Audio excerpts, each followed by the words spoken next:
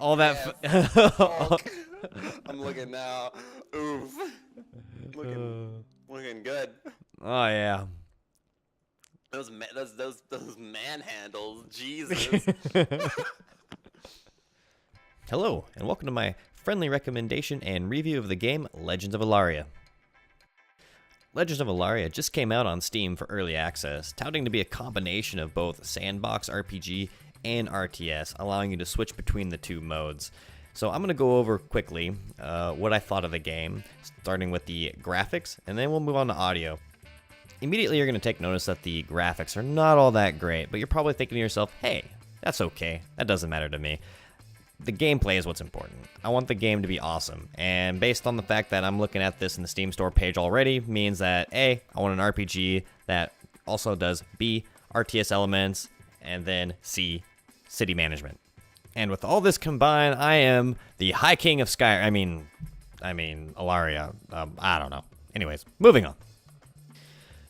However, I'm just going to tell you right now, the graphics, they didn't make them. I found quite a bit of the things that you see in the game on the asset store in Unity. Now, I didn't go digging too deep. It didn't take me long to figure out that the blacksmith is from the Unity store, the windmill, the animation for combat. I pretty much just kind of stopped at a certain point where I just kind of went, huh, I think I'm going to put about as much effort into this review as they put into their work here, because they also had a Kickstarter, and the Kickstarter raised about $35,000, some odd change, and that's not including what they're making on sales right now. And it's pretty funny to read what was on there. Let's have a look. Let's see here. This game's been in development for the past 3 years, is now in the pre-alpha state, and this is old news. It's now probably, I don't know what to call it, beta, early access. With your pledge, you'll help us develop a AAA game, one that has first-class voice overacting, superior animations, and is fully optimized. Oh, I forgot this part here. Blast your enemies to bits with advanced magical spells. Okay, anyway. 12,000, they met that. 25, 35, 50, 75. Oh, no, we're at 35. Okay. Extended graphics, lighting, sounds, and animations. Archmage basics and epic spells, whatever that is. Character expressions, enhanced combat moves, and new skills, dark forests, creatures, and artifacts. Let me think. So, here's the one-to-one comparison to the author I found, Kobold, for the combat motions, drawing your sword. It's all the same, except Kobold's looks a lot nicer, more faster paced, and it looks like they kind of toned it down a bit for their version. But I wonder if this is what they meant by enhanced animations. They just weren't going to tell their backers they needed the $35,000 to go and purchase a $50 asset? I don't know. Maybe it was really labor intensive to put that together in their game. As you can see, here's the blacksmith from their video, sitting next to the Unity Store asset Medieval World Creation Kit by NorFX. Okay. So here's my shtick with all this. You're fine to go ahead and purchase what assets you want to make a game. But if you're going to have a Kickstarter and you reach a goal of $35,000, and in your goal, let me read this again.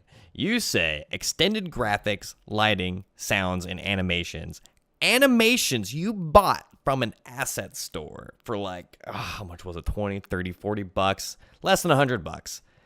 And enhanced combat moves, new skills. Okay, all right, let's cut the garbage right here, right now. You are ripping off your backers right there with those kind of statements. But otherwise, I think the concept's a great idea. I'm not even gonna move on to audio. There's no footsteps when you run. Audio is probably just gonna be bought from the asset store, guys. I mean, sure, you can argue, hey, they delivered with the new animations once they reached the $35,000, and they are not at liberty to tell you. It only cost them $50 for maybe a few of them. But I don't think the transparency would have gone too well if they would have told their backers, especially the two guys that paid the $1,000 to back the game, that they're just going to purchase it off the Unity store. I don't know if that would have flied too well with them. I don't know. Maybe it's just me. Maybe that's fine with them. Who knows? I'm just guessing. So let's talk about the actual game and content. If you can get past the asset flipping, if that doesn't bother you, you're actually having fun. You get your opportunity to play a little Sim City along with a bit of RPG elements to it. But it's a little wonky. It's all kind of put together. Going up certain terrain with the assets they're using doesn't always work that well. I struggled navigating caves with the weird, wonky animations versus their terrain they're using. So it's not that good. I mean, it's kind of cool. You can go to third person and order some units around and do some basic building and make a small little town. But I don't think it's going to keep your interest for the longevity of the game. Pretty much after I went through one cave and went to another cave and realized it was exactly the same as the last cave, I was done. I'm like getting, I can't get up. I can't get up! Okay. Get wrecked, dude. Yeah. The cave, I think, is completely recycled from the last cave. Yep. Yeah, it's recycled. So that's a little lame. That's fucking lazy. So based on what I've seen, my conclusion is I feel that the game's going to be very misleading. I'm very, very suspicious that it will never leave early access. It'll probably stay as a beta for an incredibly long time. If it ever gets a release, I just know it's not going to be what people are expecting. It has a lot of good reviews. People have to be enjoying something from it, so I'll give it to the devs. The one good positive note is they came out with a great idea. However, it's just that. They're just purchasing assets and throwing it all together in the game.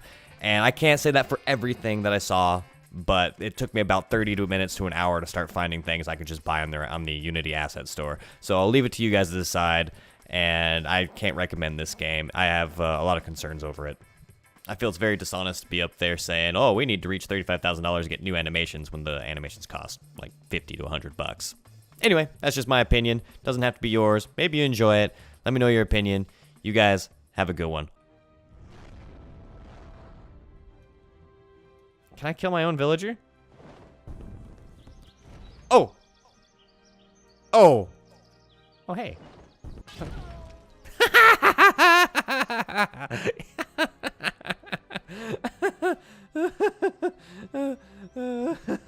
Okay. All right. This game this game just got a whole lot better. Oh, you can kill people? At least you tested it for me, so I don't have to do it.